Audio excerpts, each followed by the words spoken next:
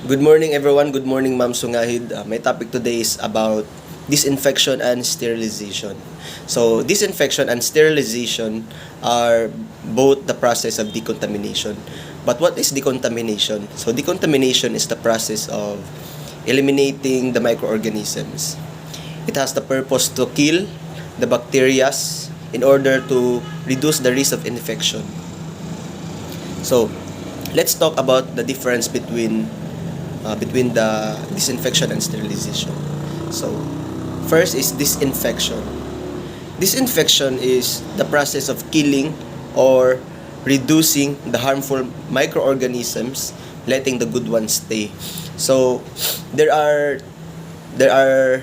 two types of bacteria, which is the good ones and the bad ones. The bad ones are the ones that causes infection, and the good ones does not cause infection.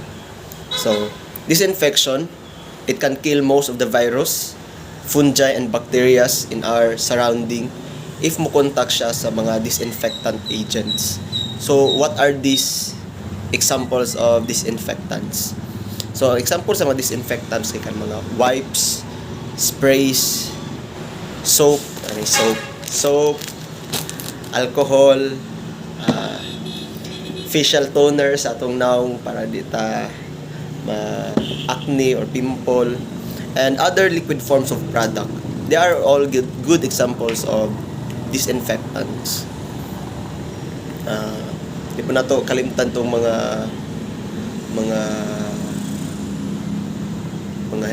mga sabon para sa lababo, sabon sa bowl, kana mga disinfectants na sila. So, all the disinfectants has the capability to kill bacteria, but not the whole. It is only to reduce. Sama sa giingon ang ugaina, it has the goal to reduce the risk of infection. So, karon mo ta sa sterilization. So, sterilization, mo ni siya ang process of total elimination of all organisms. Microorganisms, including both the bad ones and the good ones. So gaay na sa disinfection kay mga harmful bacteria sa man to yang gina-eliminate. Sa sterilization, tanan apil ang mga good ones. O it is gina-consider ni siya as the advanced method of decontamination. So kaning sterilization usually ginabuhat gini siya sa mga professional settings, ginagamit niya siya sa mga professionals kanang naslay knowledge sa the process of sterilization, kabalo sila sa mga risk, kabalo sila the purpose ug unsaon paghandle. This usually used by professionals, specifically in hospitals. Usually nasa sa hospitals kay it is our goal to save the patient, para is also to reduce them to acquire infection. So one method is to prevent this is through sterilization, especially in OR and DR, na kung sterilize good ta what mag-keep tag sterile field as well as our self. So what are the methods and examples of sterilizing? Isa na diri is ang pressurized steam, mo to siyang autoclave, butang nato tong mga OR gown nato dito para ma-sterilize siya, para free from germs, in order to prevent cross-contamination sa patients sa OR.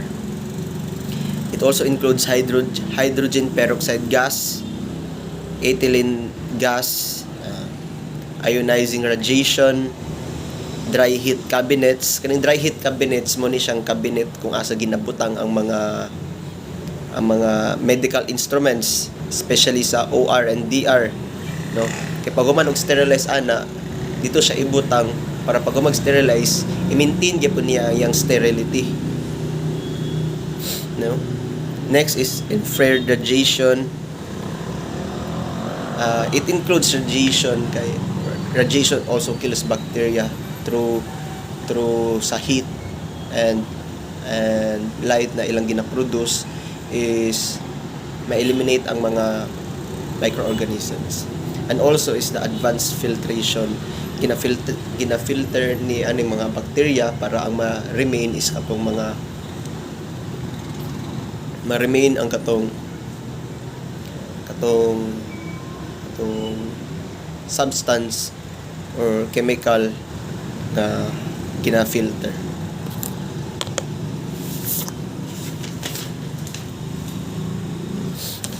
So, despite the benefits and advantages sa disinfection and sterilization, always remember that nasa risk, no? Due to potential dangers and intricacies, most sterilization methods are done by professionals only. Sama sa akong giingon gay na, no? Never attempt na mogamit ta ana or i-allow na to tong mga untrained professionals to do so because wala sila enough knowledge and awareness on how to handle the methods of sterilization.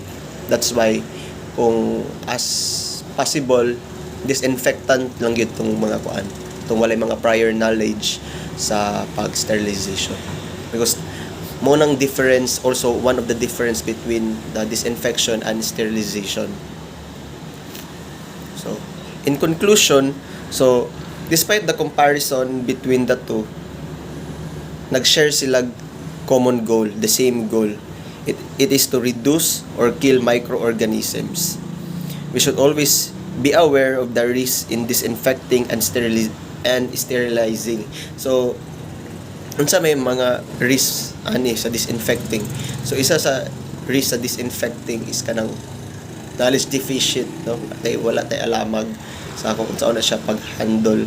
Labi na mga bata, dapat i-keep nato na siya away sa mga bata kay magpatakataka naman ng mga bata, and also i-keep out na to siya sa reach sa ato ang mata, because ato ang mata it is also one of the most sensitive area of our body kung asa ma-expose yun siya sa disinfectants, kay open man siya, dili para sa atong uban nga nakuan siya sa skin, natabunan siya sa skin. And also sa sterilizing, ang risk ani po is knowledge deficient. Risk siya sa knowledge deficient kay wala man tay alamag kung unsaon nato ni siya paggamit. We need prior knowledge man gyud in order to handle sterilization equipments effectively and properly. And as necessary, kung gusto ta safe ta while handling disinfectants and sterilizing equipments, mogamit tag PPE, no?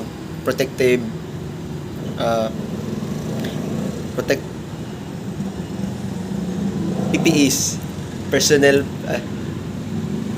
protective personal equipments if necessary, because we should always keep in mind that it is better to be safe than being sorry, no?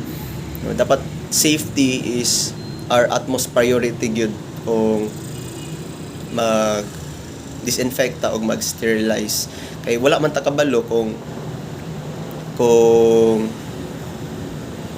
nay mahitabo sa ato, kung na-mishandle nato ang mga supplies o mga equipments and machines. That's why we should always keep in mind that safety is our priority.